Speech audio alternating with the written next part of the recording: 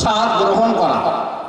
যেভাবে আমরা কোনো জিনিস খেয়ে তার স্বাদ গ্রহণ করি, এটা টক, ঝাল, মিষ্টি ইত্যাদি। তো কোরআনের ভাষা হচ্ছে যে প্রত্যেকটা জীবকে মৃত্যুর স্বাদ গ্রহণ করতে হবে, মরতে হবে না। মরণ কখন হবে? মরণ হবে কিয়ামতের দিন, যখন তার জান্নাতের ঘোষণা হবে। আজীবনের জন্য যখন জান্নাতে প্রবেশ করবে তার মৌতটাকে জবাই করে দেওয়া হবে। যখন জাহান্নামে আজীবনের জন্য তাকে দাখিল করা হবে, তার মৌতটাকে জবাই করে দেওয়া হবে, সেখানে তার মরণ হবে, তারপরে আর মৌত আসবে না। যে জান্নাতে গেল সে জান্নাতেই থাকবে, যে জাহান্নামে গেল সে জাহান্নামে থাকবে, আর মৌত হবে না। মৌত, ইন্তেকাল, এটা দুনিয়ার বুকে। আল্লাহ তাবারক ওয়া তাআলা আমাকে আপনাকে দুনিয়ার বুকে পাঠিয়েছেন কিছু সংগ্রহ করার জন্য, কিছু ইবাদত করার জন্য। কি ইবাদত করব? যে আল্লাহ, যে সৃষ্টিকর্তা আমাকে দুনিয়ার বুকে পাঠিয়েছেন, তাকে রাজি খুশি করার জন্য যত আমল রয়েছে সমস্তগুলোকে পালন করে দুনিয়া থেকে বিদায় নেওয়া। যদি আমি আপনি এই জায়গায় সঠিকভাবে সেগুলো পালন না করতে পারি, তাহলে কাল কিয়ামতের দিনে আমার হিসাব হবে। কি হিসাব হবে? দুনিয়ার বুকে কোন মিনিটে, কত মিনিটে, কোন জায়গায়, কত ঘন্টায় কত গুনার কাজ হয়েছে, কত নেকির কাজ হয়েছে, প্রত্যেকটা পায় টুপায় হিসাব হবে। সেখানে হিসাব হওয়ার পর তারপরে তোমার ফয়সালা হবে, তোমাকে জান্নাতে যাওয়া হবে না জাহান্নামে দেওয়া হবে। আল্লাহ তাবারক ওয়া তাআলা দুনিয়ার বুকে পাঠানোর পরে মানুষ যখন দুনিয়াতে আসলো, তো মানুষ তো খোদাকে চিনতে পারলো না। এই জন্য আল্লাহ তাবারক ওয়া তাআলা নবী রাসূলগণকে পাঠিয়েছেন। কিসের জন্য? যাতে মানুষ, মানব জাতি আল্লাহ এবং আল্লাহ রসুলকে চেনে, আল্লাহ এবং আল্লাহ রসুলকে চেনে। এর নাম হচ্ছে ঈমান। এর নাম কি বললাম? ঈমান। আমি আবার বলছি, আল্লাহ তাবারক ওয়া তাআলা দুনিয়ার বুকে মানব জাতিকে প্রেরণ করার পর আল্লাহ তাবারক ওয়া তাআলা আল্লাহকে চেনার জন্য নবীকে পাঠিয়েছেন। আর সেটা যে আল্লাহ নবী, তার উপর বিশ্বাস স্থাপন করা এবং নবী রাসূলগণ যে কথাগুলো বলছেন সেই কথার উপর বিশ্বাস স্থাপন করার নাম হচ্ছে ঈমান। যেটা আমরা তাবলীগে গেলে শুনে থাকি, কালিমা লা ইলাহা ইল্লাল্লাহ মুহাম্মাদুর রাসূলুল্লাহ। আল্লাহ ছাড়া কোনো মাবুদ নাই, আল্লাহ ছাড়া কোনো ইলাহ নাই, আল্লাহ ছাড়া কোনো স্রষ্টা নাই। মুহাম্মাদুর রাসূলুল্লাহ এবং নবী পাক সাল্লাল্লাহু আলাইহি ওয়াসাল্লাম আল্লাহর রাসূল। এখন গুরুত্বপূর্ণ বিষয় হচ্ছে যে ঈমানটা কি জিনিস, ঈমান কাকে বলে, কি কথা বললে, কি কাজ করলে ঈমান আসে, আর কি কথা বললে, কি কাজ করলে ঈমান চলে যায়, এটা আমরা জানি না।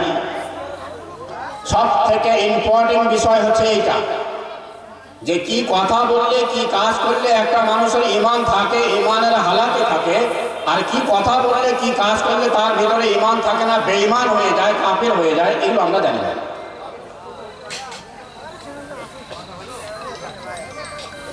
এই জিনিসটা জানা বোঝার দরকার আছে কিনা, যে কি কাজ করলে ঈমান নষ্ট হয়। আমরা সবাই মুসলমান, আমরা সবাই মুসলমান। যারা আমরা আল্লাহ এবং আল্লাহ রসুলকে মানি, আমরা সবাই মুসলমান। কিন্তু মুসলমান হবার পরেও আমাদের সমাজে এমনও হাজারো লোক রয়েছে যাদের ঈমান নাই, যারা ঈমান থেকে খারিজ হয়ে গেছে, যারা বেঈমান হয়ে গেছে। কিন্তু আমি জানি না সেই লোকটা কে, আর সেও জানে না যে সে ঈমান থেকে খারিজ হয়ে গেছে, সে বেঈমান হয়ে গেছে, সে কুফরি করেছে, সে শিরক করেছে, সেও জানে না। এই জন্য এই জিনিসটা জানা বোঝার দরকার আছে কিনা? অবশ্যই দরকার আছে। এই জন্য আমি বলছি যে সমস্ত মা বোনেরা এদিক সেদিক রয়েছেন, প্যান্ডেলের ভিতর চলে আসুন। আর যুবক ভাইদের উদ্দেশ্যে বিশেষ করে বলবো, প্যান্ডেলের ভিতরে চলে আসুন। আপনি মুসলমান কিনা আগে যাচাই করুন। আজকে যে মুসলমান হিসাবে আপনি মাহফিলে এসেছেন, আপনি মুসলমান আছেন কিনা সেটাকে আগে যাচাই করুন। আপনি যে মারা যাবেন, মারা যাবার পর আপনার কাফন দাফন হবে, জানাজা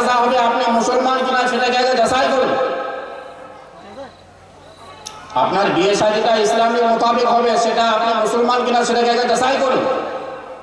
অবশ্যই যাচাই করা দরকার।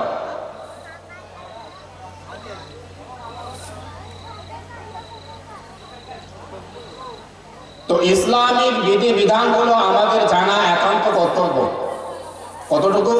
যতটুকুতে আমি দৈনন্দিন উপাসনা করতে পারবো, যেমন নামাজ পড়তে পারবো, হজ করতে পারবো, যাকাত দিতে পারবো, আমি রোজা থাকতে পারবো, যেগুলো আমার একান্ত কর্তব্য। কি কাজ করলে আমার ঈমান নষ্ট হবে, কি কাজ করলে আমার ঈমান থাকবে, এই সমস্ত মাসলা মাসাইলগুলো, এই সমস্ত জ্ঞানগুলো হাসিল করা আমার প্রত্যেকের কর্তব্য, খুবই জরুরি। জানতেই হবে, মানতেই হবে। যদি আমি কুফরি করি, যদি আমি শিরিক করি, এই সমস্ত বিধিবিধানগুলো না জানি, তাহলে আমি বেঈমান হয়ে মারা যাব। আমার পাড়া প্রতিবেশী আত্মীয় স্বজন সবাই আমাকে কাফন দেবে ইসলামী মোতাবিক, সবাই আমাকে কবর দেবে ইসলামী মোতাবিক, জানাজা পড়াবে, সব কিছুই করবে, কিন্তু আমি কুফরি করে মারা গেছি, বেঈমান হয়ে মারা গেছি। কিয়ামতের দিন আমাকে বেঈমানদের লিস্টের মধ্যে আমার নামটা ডাকা হবে, বেঈমানদের কাতারে আমাকে খাড়া করা হবে, বেঈমানদের সাথে আমার হিসাব নিকাশ হবে। আর আমি বড় আশায় রয়েছি যে আমাকে হিসাব নিকাশ করে আমাকে জান্নাতে পাঠিয়ে দিবে, কিন্তু আমি বেঈমান হয়েই মারা গেছি। নাউজুবিল্লাহ। এই জন্য ইসলামিক বিধিবিধানগুলো জানা আমাদের জন্য খুবই জরুরি। যাই হোক, আমি 5টা বিধিবিধান আপনাদের সামনে নিয়ে এসেছি, যেগুলো আলোচনা করবো যেটুকু সময় হয়। ইসলামিক বিধিবিধান সর্বমোট হচ্ছে 5 প্রকার। একটা হচ্ছে ঈমান ও আকীদা, 2 নম্বর হচ্ছে ইবাদত, 3 নম্বর হচ্ছে লেনদেন, 4 নম্বর হচ্ছে আচার ব্যবহার, 5 নম্বর হচ্ছে স্বভাব চরিত্র। একটা মানুষ যদি ঈমান আকীদা ঠিক থাকে, ইবাদত যদি ঠিক না থাকে, সেই মানুষটা জান্নাতে যেতে পারবে না। বা একটা মানুষ যদি ঈমান আকীদা ঠিক থাকে, ইবাদত বন্দেগীও ঠিক আছে, কিন্তু তার লেনদেন ঠিক নাই, মানুষের টাকা মেরে খেয়েছে, জমি জায়গা মেরে খেয়েছে, হারাম খেয়েছে, সুদ খেয়েছে, ঘুষ খেয়েছে, ইত্যাদি ইত্যাদি, তাহলে এই মানুষটাও জান্নাতে যেতে পারবে না।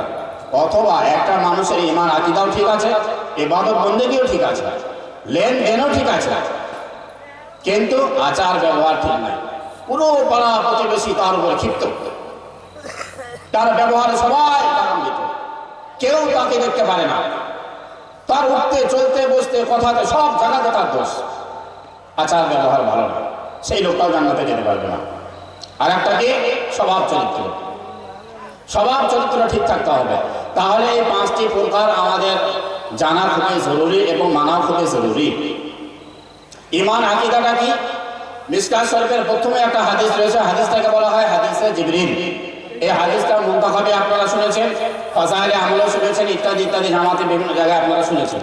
হাদিসটাকে হয়তো আপনারা জানেন না, হাদিসটাকে বলা হয় হাদিসে জিবরিল। বহুত বড় একটা লম্বা হাদিস। হাদিসটার আমি সারাংশ হালকা করে বলছি।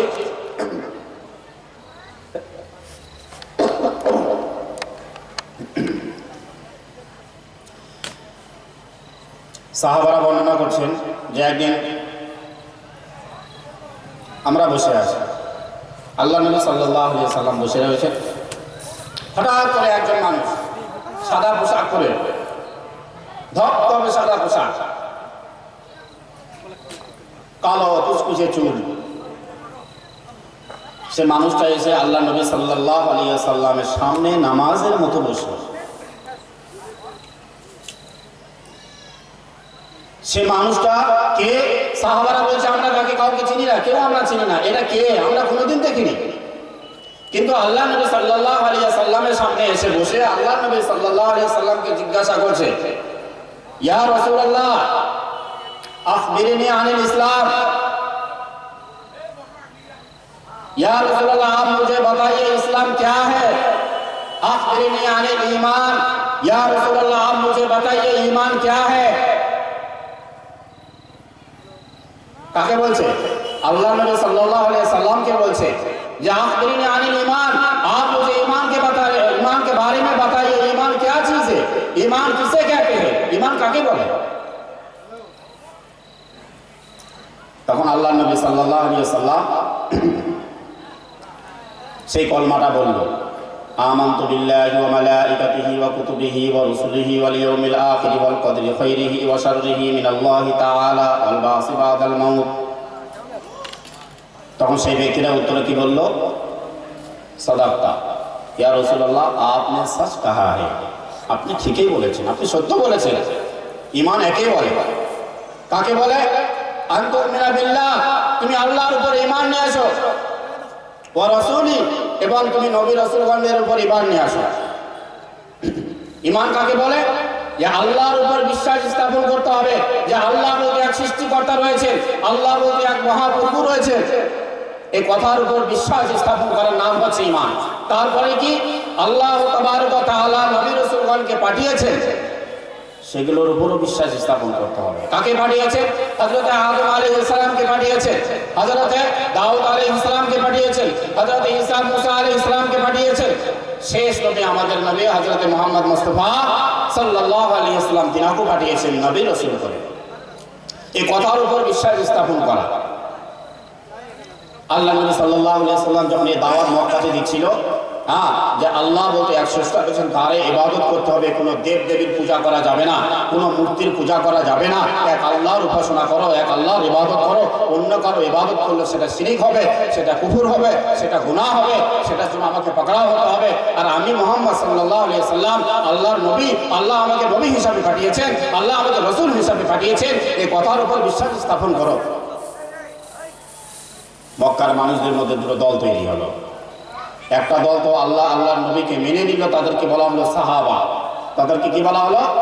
সাহাবা রাদিয়াল্লাহু আনহুম আজমাইন। আর একটা দল হলো কাফের, বেঈমান, মুনাফিক, যারা অস্বীকার করলো, তাদেরকে বলা হলো কাফের। আর যারা স্বীকার করলো তাদেরকে বলা হলো সাহাবা, যে নবীর সাথী, নবীর সঙ্গী। তো একে বলে ঈমান। কাকে বলে? এক আল্লাহর উপর বিশ্বাস স্থাপন করা, দুই নম্বর নবী রাসূলের উপর বিশ্বাস স্থাপন করা, ও মালায়েকাতিহি, এবং আল্লাহ তাবারক ওয়া তাআলা যে হাজারো লাখো লক্ষ কোটি ফেরেশতা রয়েছে তাদের উপরে বিশ্বাস স্থাপন করা।